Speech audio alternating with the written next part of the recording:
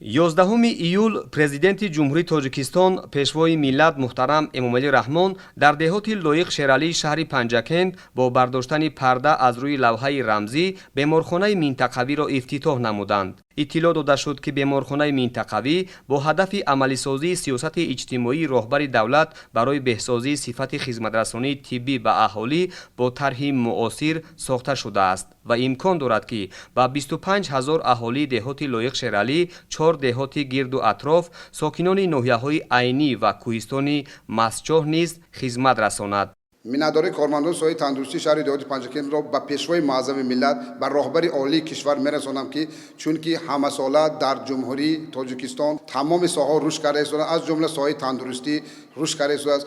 сохтмони иншоот бо дастгирии мақомоти иҷроияи ҳокимияти давлатии вилояти Суғд 3 сол қабл оғоз гардида, дар ҷараёни корҳои бунёди ин иншоот 200 сокини маҳаллӣ ба кор ҷалб шуда буданд.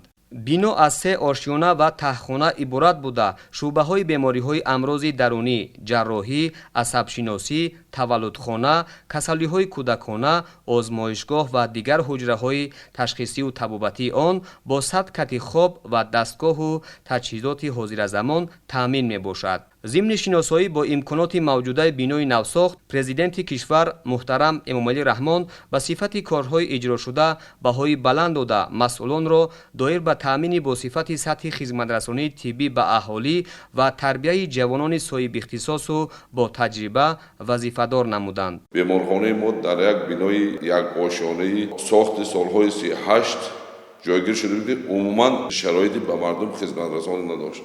ман имрӯз мо кормандони соҳаи тиб хурсандем, ки бо дастгирии пешвои миллат ҷаноби олии муҳтарам Эмомалӣ Раҳмон як бинои замонавӣ ба мо кормандони соҳаи тандурустӣ сохта ба истифода дода шуд. дар як рӯз то 150 нафар 200 нафар беморонро аз ҳудуди ҳамин ҷамоатҳои гирду атроф қабул намоем ва ёрии тиббӣ расонем. бевосита бо дастгирии пешвои миллат ба беморхона ташхисотҳои замонавӣ ба монанди ташхиси ултрасадо, ташхиси ФГС, шӯъбаи ҷарроҳӣ набуд, шӯъбаи ҷарроҳӣ кушода шуд, ки барои 20 кати беморӣ, шӯъбаи асабшиносӣ набуд, барои 10 кати беморхонавӣ кушода шуд. имрӯз хушбахтии мо кормандони соҳаи тандурустӣ беморхонаи минтақавии ҷамоати деҳоти Лоиқ Шералӣ ҳадду каноре надорад, зеро мо соҳиби беморхонаи нави замонавӣ бо таҷҳизотҳои ҳозиразамон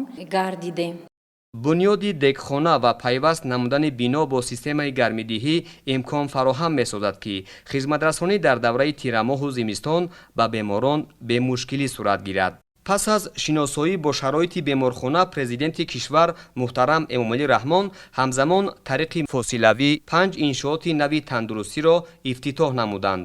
филиали муассисаи давлатии маркази стоматологӣ дар маркази шаҳри Панҷакент, 3 маркази саломатӣ дар деҳаҳои Равод, Кӯҳдоман, Шурнова ва бинои иловагӣ барои беморони муассисаи давлатии беморхонаи Пӯст ва Зуҳравӣ дар деҳоти ба номи Лоиқ Шералӣ, ҳама ин ба истиқболи ҷашни 35-солагии истиқлоли давлатӣ бо саҳми сокинону соҳибкорон, дастгирии Вазорати тандурустӣ ва ҳифзи иҷтимоии аҳолии ҷумҳурии Тоҷикистон ва мақомоти иҷроияи ҳокимияти давлатии шаҳри Панҷакент бунёд шудааст, ки дорои шароити хуби хизматрасонӣ мебошанд.